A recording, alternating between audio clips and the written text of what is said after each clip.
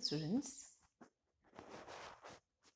हमारे सिलेबस के first section में पिछले वीडियोस में हमने क्लाइमेट के रिगार्ड में, जलवायु के संदर्भ में, जलवायु ऋतुएं, जलवायु प्रदेश की चर्चा की।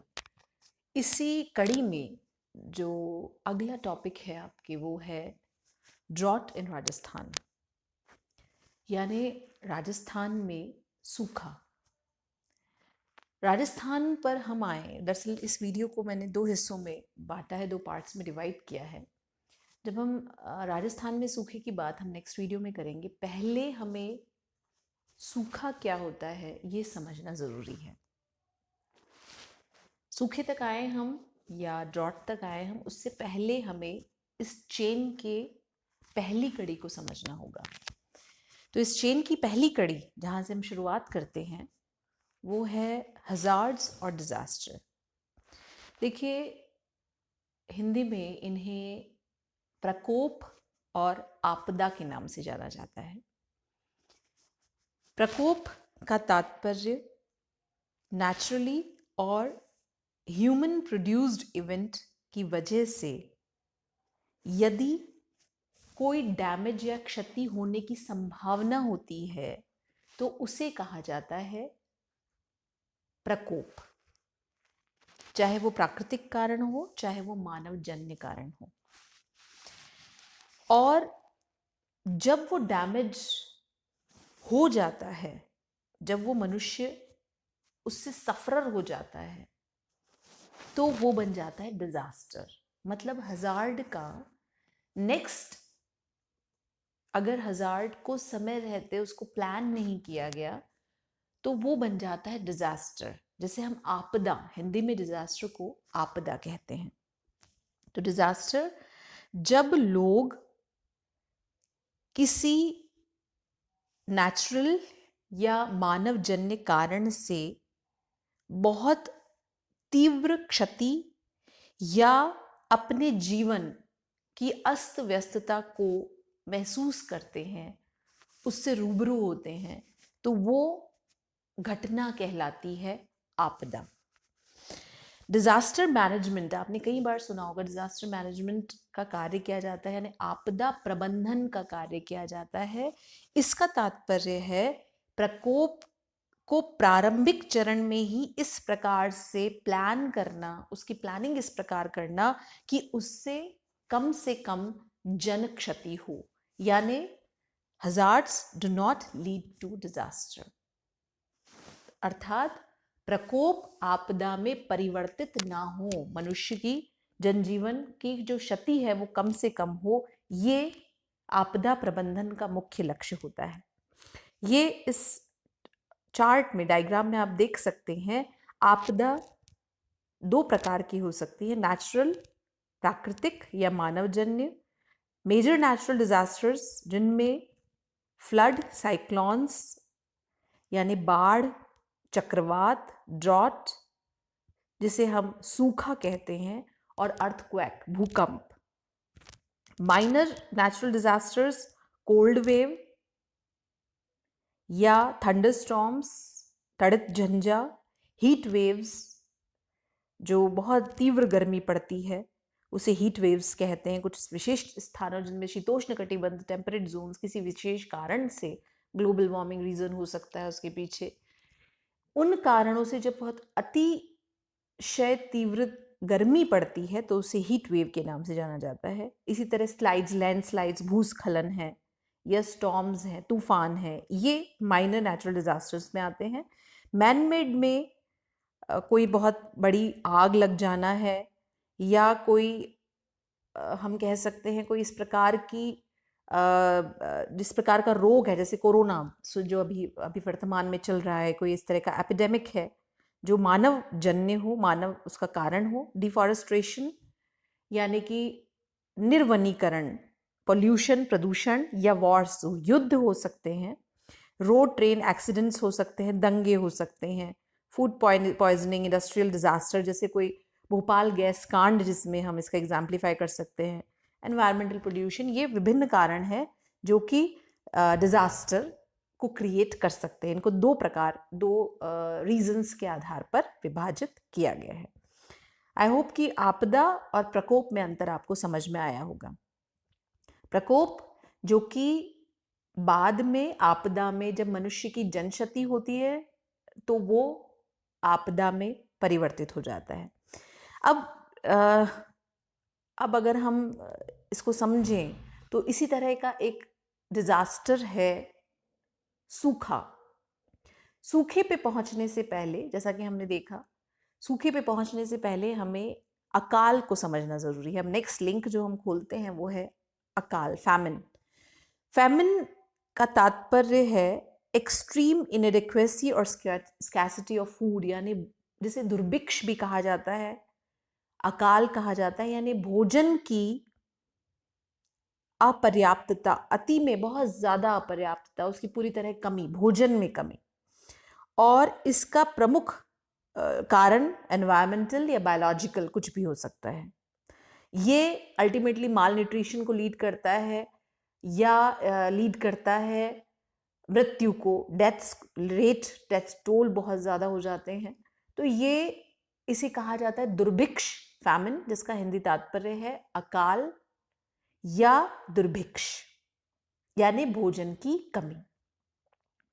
इसके कारण वॉर, रेफ्यूजी डिस्प्लेस, यानी कि शरणार्थी के स्थान से दूसरे स्थान पर चले जाएं वॉर की वजह से, स्थानीय भोजन उत्पादन कम हो जाए, अवरुद्ध हो जाए, फूड डिस्ट्रीब्यूशन, पॉलिटिकल एंड्स पर इस प्रकार की कुछ राजनीतिक परिस्थितियां बन जाए कि भोजन या फूड का डिस्ट्रीब्यूशन प्रॉपर ना हो पाए, वितरण ना हो पाए।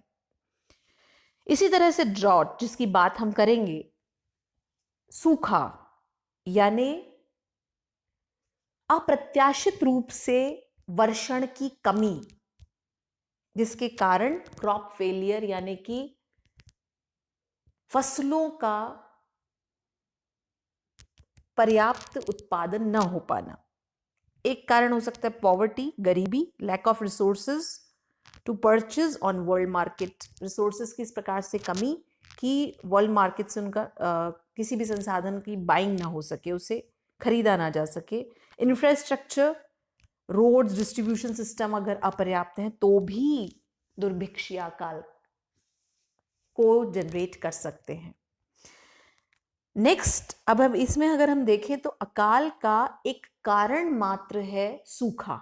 हमने देखा यहाँ पर एक बहुत वास्ट फीचर है, इसको अगर आप इस तरह से समझें, एक बहुत वास्ट कैनवास है जिसमें हम क्रमशः जब आगे बढ़ते हैं, जब हम एक लिंक देखते हैं तो वो लिंक शुरू होता है हजार्ड से, डिजास्टर पे आता है। डिजास्टर में कई प्रकार हो सकते हैं, नेचुरल और मैनमेड। नेचुरल में एक बहुत महत्वपूर्ण तथ्य हो सकता है फैमिन, यानी दुर्भिक्ष, अकाल, भोजन की पूरी तरह कमी हो जाना। और इन कमी में एक कारण पॉलिटिकल और नेचुरल रीजंस में एक महत्वपूर्ण नेचुरल रीजन है ड्रॉट या सूखा। अब हम आते हैं सूखे पर।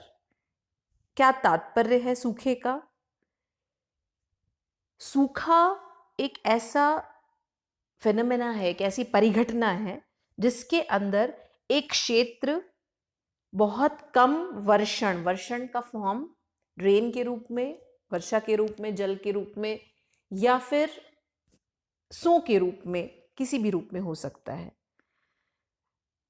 इसका तात्पर्य, इसके जो कारण हैं वो कई प्रकार के कारण हो सकते हैं, फिजिकल या नेचुरल, जिनमें कि वेदर, एंटीसाइक्लोन कंडीशन यानी प्रति चक्रवातीय दशाएं, अर्थात उच्च वायुदाब बन जाना जिसके कारण हवा ऊपर नहीं उठ पाती और वर्षा नहीं हो पाती। ये एक बहुत महत्वपूर्ण कारण है, प्रति चक्रवातीय दशाएं बनना। दूसरा, global warming, weather pattern change हो रहा है वर्ल्ड वाइड, हमें पता है, उसकी वजह से लगातार गर्मी बढ़ रही है, प्रेसिपिटेशन, वर्षण कम होता जा रहा है। इसका उदाहरण इन्होंने अफ्रीका का साहेल दिया है, जिसका लगातार वो हॉट, गर्म और ड्राई होता जा रहा है। इसी तरह से इवेपोरेशन अगर ज्यादा है प्रेसिपिटेशन की तुलना में, यानी कि अगर वाष्पीकरण ज्यादा है और वर्षण कम है, तो अल्टीमेटली रिजल्ट जो होगा वो सूखे के रूप में होगा। एल नीनो का प्रभाव, ये आप फिजिकल ज्योग्राफी में बहुत वाइडर रेंज में पढ़ेंगे, जिसमें नॉर्मल वेदर पैटर्न से निश्चित रूप से जो वर्षा है वो प्रभावित होती है, स्पेशली भारत के संदर्भ में, और इसके कारण सूखे की स्थिति बनती है। ह्यूमन कॉजेज, ओवर पॉपुलेशन, बहुत ज़्यादा लोग वाटर कंजम्पशन बहुत ज़्यादा कर रहे हैं, कल्टीवेशन बहुत ज़्यादा है, बहुत ज़्यादा क्रॉप्स उगाई जा रही हैं जिससे पानी ज़्यादा चाहिए, ओवर एक्सट्रैक्शन, पानी का बहुत ज़्यादा वेल्स के ज़रिए रिमूव करना, निकालना, जिसके कारण कुओं के ज़रिए निकालना, जिसके कारण लगातार वो ड्राई हो रहे हैं। डिफॉरेस्ट्रेशन, चूँकि आपको पता है कि जो पेड़ पौधे हैं, वन हैं, वो प्राकृतिक जल के संचय भंडार हैं, उन्हें रोक के रखते हैं, सस्टेन करते हैं सॉइल में, लेकिन जब वो नहीं होते तो सॉइल में पानी सस्टेन नहीं हो पाता, होल्ड नहीं हो पाता, और इसकी वजह से पानी की कमी होती है। इसी तरह और एक और रीज़न है पॉलिटिक्स, फाइटिंग ओवर वाटर। कई बार हम देखते हैं रिवर डिस्प्यूट्स होते हैं, नदी विवाद होते हैं, और कोई देश, कोई एक कंट्री बहुत ज़्यादा वाटर इस फाइट के चक्कर में, इन आपसी वैमनस्य के कारण एक बहुत ज़्यादा एक्सप्लॉइट करता है, दूसरा उसकी कमी से जूझता है। तो ये स्थितियाँ सूखे का एक प्रमुख कारण है। ड्रॉट टाइप्स, मेट्रोलॉजिकल, जिसमें जैसा कि हमने बात की, ये सिंपल जो ड्रॉट है वही मेट्रोलॉजिकल कहलाता है, जिसमें रेनफॉल, स्नोफॉल बहुत कम, एवरेज से कम होता है। हाइड्रोलॉजिकल, जिसमें वर्षण की कमी से रिजर्वॉयर्स यानी कि जलाशयों में ग्राउंड वाटर लेवल, जो हम कह सकते हैं भूमिगत जल स्तर लगातार नीचे गिरता है, उसे जलीय सूखा कहा जाता है। एग्रीकल्चरल, जिसमें वर्षण की कमी से क्रॉप प्रोडक्शन और लाइव स्टॉक यानी कि फसल उत्पादन और पशु संपदा प्रभावित होती है।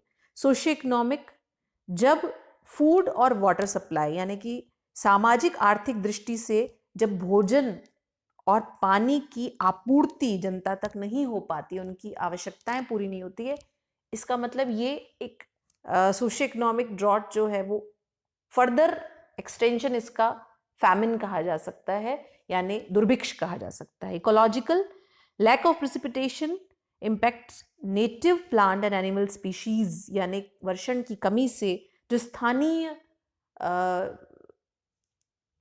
फ्लोरा एंड फौना है, एनिमल स्पीशीज हैं, पशु हैं, उनकी प्रजातियां हैं, और इसी तरह से प्लांट्स हैं, वो जब नेगेटिवली प्रभावित होते हैं, उनमें लगातार डिग्रेडेशन होता है, तो वो इकोलॉजिकल कहलाता है। ये चार्ट भी इसी सारे इन टाइप्स और इनके इम्पैक्ट्स को नरेट करता है।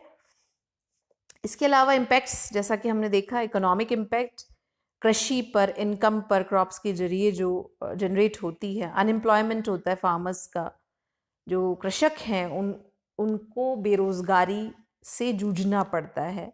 रिटेलर्स जो हैं उन्हें भी लॉन्ग टर्म में बेरोजगारी का सामना करना पड़ता है। एनवायरमेंटल इम्पैक्ट, इस प्लांट में डिजीज हो जाती है, पानी की लगातार जब कमी होगी, इरोजन होगा, लगातार इरोजन यानी अपर्दन होगा, वायु के द्वारा अपर्दन बढ़ जाता है, क्योंकि इस स्थिति में जल की कमी है तो लगातार इरोजन हो जाएगा। डिग्रेडेशन, लैंडस्केप डिग्रेडेशन होगा, जो स्थल रूप का पूरी तरह से नकारात्मक प्रभाव होगा। और डेजर्टिफिकेशन, एक्सट्रीम कंडीशन में लॉन्ग टर्म में अल्टीमेटली मरुस्थलीकरण, जो एक अगली समस्या है, सूखे की फर्दर जो प्रॉब्लम है वो डेजर्टिफिकेशन है, वो भी एक समस्या उत्पन्न हो सकती है। इसी तरह सोशल इम्पैक्ट्स, जो यूजर्स हैं उनके बीच में वाटर अवेलेबिलिटी को लेकर बहुत विवाद होते हैं। वेल्दी और इनइक्वालिटीज, जो सामाजिक वैमनस्य है, यानी कि पुअर, गरीब और उच्च वर्ग के बीच में जल उपलब्धता को लेकर के एक वैमनस्य उत्पन्न होता है। और डिजास्टर रिलीफ को लेकर के भी डिस्पैरिटीज देखी जाती है, असमानताएं देखी जाती हैं। किसी स्थान पर आपदा से बचाव के लिए पर्याप्त प्रबंध हो पाते हैं और कहीं पर नहीं हो पाते। माल न्यूट्रिशन का शिकार हो जाते हैं, जो अफोर्ड नहीं कर सकते, जो निम्न स्तरीय लोग हैं, जिनका इनकम स्टेटस इतना ज़्यादा नहीं है, वो बहुत ज़्यादा सफ़र करते हैं। हेल्थ के पॉइंट ऑफ व्यू से भी वो इतनी ज़्यादा मेडिकल फैसिलिटीज़ भी अवेल नहीं कर पाते। तो निश्चित रूप से उन्हें नकारात्मक रूप से प्रभावित होते हैं। अल्टीमेटली जो सूखे की स्थिति है वो समाज से लगाकर पर्यावरण तक सबको नकारात्मक रूप से प्रभावित करती है। इससे बचने के उपाय भारतीय स्तर पर अगर हम नेशनल लेवल पर बात करें, गवर्नमेंट पॉलिसीज भी काम कर रही हैं और स्थानीय जो ट्रेडिशनल कंजर्वेटिव टेक्निक्स है, वाटर कंजर्वेशन टेक्निक्स हैं, उन सब की चर्चा, जैसे राजस्थान में किस किस टाँके की प्रबंध करना है, छोटे छोटे एनिकट्स बनाना है, इन सब की चर्चा हम नेक्स्ट वीडियो में करेंगे। इस टॉपिक में आप जो मुख्य चीज़ें हैं कि प्रकोप और आपदा में क्या अंतर है, अकाल, दुर्भिक्ष और सूखे में क्या फर्क है, सूखे के कौन कौन से प्रकार हैं और सूखे के क्या क्या प्रभाव हैं, ये आई होप कि आपको ये सब चीज़ें समझ में आई होंगी। नेक्स्ट वीडियो में हम डील करेंगे कि सूखे की राजस्थान में क्या स्थिति है, सूखे की स्थिति राजस्थान में, सूखे का क्या सिनेरियो है। Thank you and take care.